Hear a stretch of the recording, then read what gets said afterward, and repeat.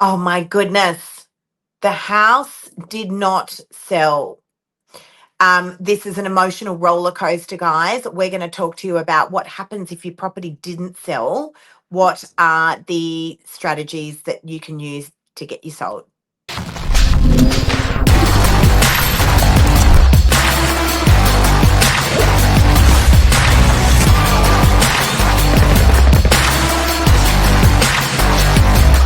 I'm the ringleader, so listen up. So it happens, Lise. It happens. I was talking to a client the other day. She said, I don't understand how you've got the stomach for this. This is so stressful, so difficult. There were buyers. I hear the same from sellers. It's part of an agent's work is just a strong, like not just strategy, but a good gut, like a strong gut for when it gets tough. Yeah, definitely. We've got some of our really, really good friends selling at the moment. And it's been an emotional roller coaster that we've been trying to coach them through. And and I must say, every single day that we speak, they're like, how do you do this all day, every day? And it's not just with one property, it's with multiple properties. And so, Yes. this is really what divides, though, the boys from the men, guys. An agent that is going to have the strategy for you if the property sells quickly, if the Yeah. property doesn't sell at auction, if the property has been on the market for too long, like this is where you really, really do require the experience of a great agent that is going to come to you and say, don't worry, it's going to be okay. I have a plan for you, Yep. And then if right? that plan As doesn't work, opposed, what's the next plan? If that plan doesn't work, what's the plan behind that plan? So it's just a total all-round solution to getting a sale. So but I love that saying, operation was a success, but patient died on the table. This is where the operation has to be a success and the patient lives on the table. And sometimes it's operation after operation after operation, open heart surgery on a property sale. But also, Mark, I think it's important to understand, when things go wrong on a campaign or when things go wrong and a vendor doesn't get the sort of money that they were hoping to achieve, that we're not standing in the way of great money for a vendor. We are here to report to a vendor, and we are here to get the most amount of money out of the market for a vendor. But I think, what we are not are magicians. We're not magicians. If you were looking for $5 million on your property, but the market was telling us otherwise, like, in all honesty, a vendor does have two options if the money isn't where it needs to be for the vendor. And the two options are meet the market or hold your property and wait for the market to come up. That they are the two options. But let's just talk about a scenario. I'm going to pick up a real life scenario at the moment. A great campaign on a property, beautiful property. Great campaign on a property. Lots and lots of buyers have come through the property. It's been extremely active. I often find that real estate agents speak in a language that no one else understands except the real estate industry. So a real estate agent reports to the vendor and goes, okay, so we had 10 groups come through the property today. What's groups mean? What does that mean? And a vendor's going, well, hang on, sorry, is that good or bad? I'm always reporting to my vendors and saying, this is what the other open homes look like today throughout the office. So at least they've got a bit of a gauge. Was that good? Yep. Was that bad? Yep. Right? So activity on this property, we're talking about a property that is currently on the market. So activity's been great. Buy numbers have been really great. There has been definitely buyer feedback with respect to where the buyers feel the property sits in the market, but there's been a disparity of about $1 million between where the market feedback is coming in, right? And what is market feedback? Market feedback is the feedback that the buyers are giving to us when they're walking through the property, whether they want to buy the property or not. You've got buyers that have got their list of 10 properties on a Saturday, and they're Yeah. going in and out of all the, we're not, they are, they're going in and out of all of the properties. and they're saying, well, compared to these other properties, this is where I feel this property sits in the market. That's the market feedback. Well, So there's people been are a disparity of $1 million, Mark, between where the vendor wants the money, where the vendor sees value in their property, what they think it's worth, and what the market feels it's worth. We'll come back to it. What have you got? What was your thing? And people understand analogies really well. And I always say people are voting with their money. They can vote with their money to do whatever they like when it comes to buying a property. They will vote with their money. So you've got to listen to the votes. You may not like the vote count, but that's people voting with their money. And I also liken the analogy to fishing. And it's finding buyers out there is like fishing. And, when you have a net out in the water, if you throw the net in the water and pull it back in within 5 seconds, probably not a good fish. But if you leave that net in the water for days and days and days, the big fish comes, goes inside the net, then swims back out before you pull it in. There's an optimal time to pull in that net to catch the big fish. We call it an auction period of maybe 3 weeks, say. But, at least something that I think probably the biggest strategy we can give sellers today, which is an absolute gold in our industry, is the 3 Ps. Can you explain that? Yeah, so and I want to just get back to the case study that I'm talking about as well, Mark. But the Yep. 3 Ps are the price, the Yes. product, and the Yes. promotion. So when things aren't moving along as we would like, that's the Bible. And we go, okay, what's going on? Is it the price? What is the market telling us that that property is worth? What is the market telling us? We're taking that collectively, that feedback, and we're reporting that to the vendor, right? So Yes. the price. What is the product? What does the property look like? And is there anything that we can change? So, sometimes buyers are walking in and they're going, I don't like the main road. Okay, well, there's nothing we can do to change that. No. And actually, that's a great conversation for another segment, Mark, buying properties in main road locations. I'm a big fan of it. But the promotion, a buyer's walking in going, it feels dark. Can we change lighting? I've just done that in a property and it's made the world of difference and it's Yeah. stopped all of that feedback. So the actual product itself. And then there's the promotion, the marketing. So having a good look at those photos, making sure that the marketing's doing what it should, and that is generating inquiries and getting people through the door. Yep. Right. So the 3 Ps, price, product, promotion. But Mark, I just want to go back. I want to finish this case study, right? So Yeah. all the buyers came through the property. We've been receiving consistent market feedback on price. The vendor's going, that's great though, but I want X, right? They're looking for $1 million more. They're looking for $1 million more. They're going, but that property over there sold for this, that property there sold for this. I'm definitely worth that. And we're going, that's great, but this is what the market is telling us that you're worth, right? The property goes to auction. The reserve price is set. The buyers turn up and they're bidding. The property does not sell. It doesn't meet reserve. It does not meet the vendor's expectations. Now what?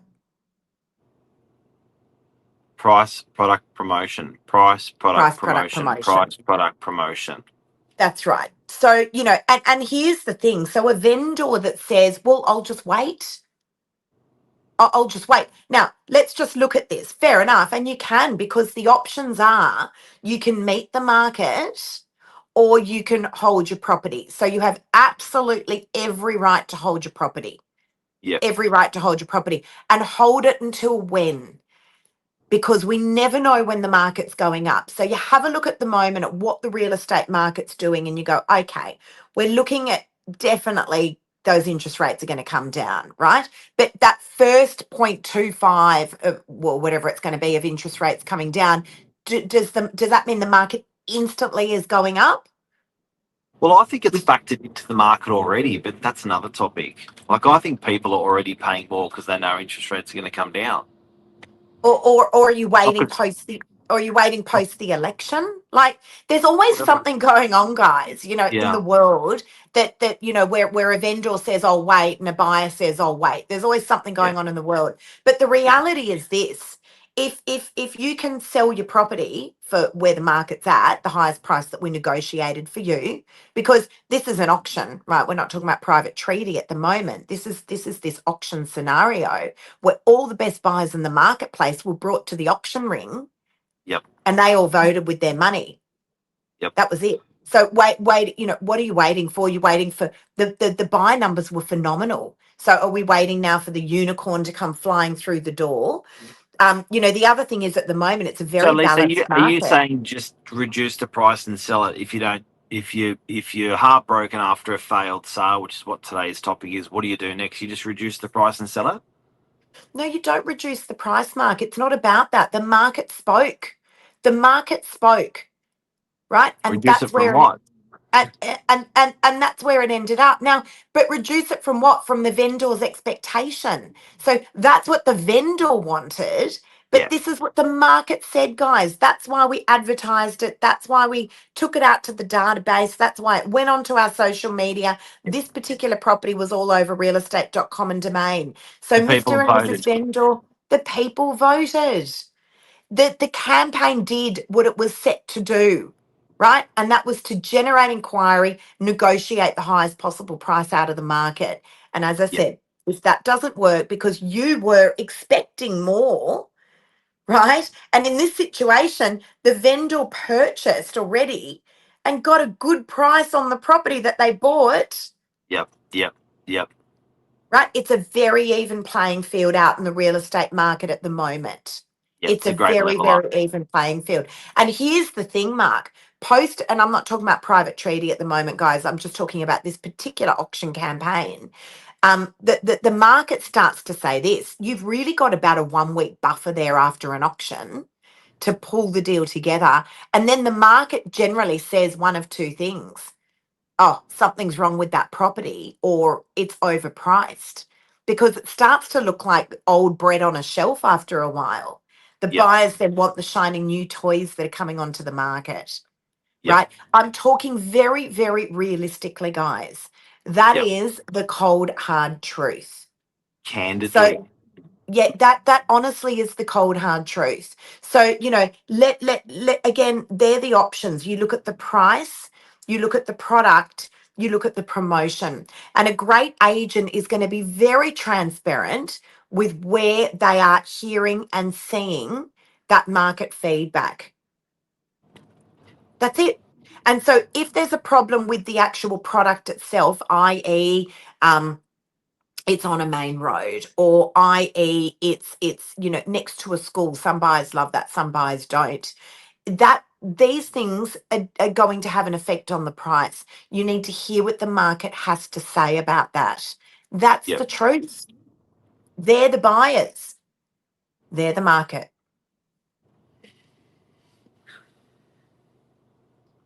What else have you got to say, Mark? No, nothing much. Yeah, that's pretty good, Lise. What else have we got to say on that topic? Not much. No, Not I think much. you've pretty much covered everything really well, exceptionally well. Thank There's you. there's a lot of passion there.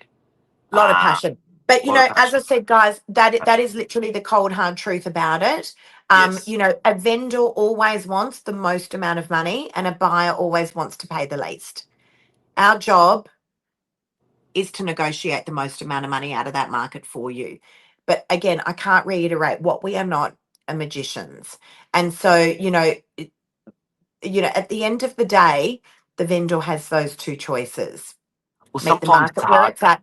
Sometimes it's the opposite, Mark. Sometimes Sometimes we it's get hard one to buyer. apply. Sometimes you cannot read the label on the bottle from inside of the bottle. Like sometimes it's hard to apply common sense to your own property. It's like you're so involved. Yeah, that's exactly right. Well, Yeah, look, I get that as well. I get that as well. I get that as well. there is an enormous. I had that conversation yesterday with a vendor. Like, I Yeah. think I think people think that as real estate agents we have no emotion. We don't care. It's just about the commission. That couldn't be further from the truth. Like, Yep. I literally think about my campaigns all day, every day. Where's this one at? What are we going to do? People's Push, push, push. situations. Oh my goodness. Like we so recognize that there is an enormous amount of emotion there. We Yeah. so recognize it. Yeah. You know, and that's why you've got to be extremely mindful when you're delivering this news to people because there is an enormous amount of emotion involved. We understand that. You know, I get emotional about this stuff, clearly. But you know, as I Very, said, very clearly, very clearly. but at the end of the day, you know, the market does dictate the price. That is the bottom line. And into that equation, guys, it's important if you're selling that you need to have a good hard think about what the next step is when you sell your property. Because if you're going off to buy another property, the best time to do that is now when the market is extremely even. It's an extremely balanced market at the moment. Everyone wants to be a seller when the market is roaring hot, but no one wants to be a buyer. Ain't that the truth? Bottle that one up and give it out. That's the truth. Ain't Yep, that the that's the truth? truth. So, Very even bottom playing line, field. in summary, after today, heartbroken after a failed sale. Here's what to do next. You got some great sets and so passionate strategy that you've offered today, Lise, to everyone. But the bottom line is it's get the price right, get the promotion right, get the product right, and keep hitting those things full circle if you're not sold. Absolutely. And as I said, a great agent, if you have had a property deal that fell over or an auction that didn't sell, a great agent is going to come, they're going to hold your hand, they're going to say, it's going to be okay. Yeah. Leave it with me. I have another strategy. I'm going to get you sold. That's what a great agent's going to do. Guys, if you need advice on this, please feel free to reach out. As I said, we've got a friend at the moment that we're helping through this stuff. Not in an area that we look after, but you know, we're here to help. If you need advice, reach out. Lisa's really good, even though this is probably one of my best friends. He still doesn't call me; he calls Lisa. Maybe it's that passion and compassion. Mark, thanks for having me on this morning. I had to step in quickly. Mark, You're a dynamo, Lise. Thank you very much for coming on today, and have a pleasure. great day. I know Mark's like, can you quickly come on, do morning minutes? I was like, awesome. I got no makeup and the hair's not done, so I just whacked a cap on. And off we went, put a bit of You're a lippy on. legend. Guys, have a great day. All right, Have a guys. great Have a day. good day. Thanks, Lise. Cheers, everyone. Bye. My pleasure.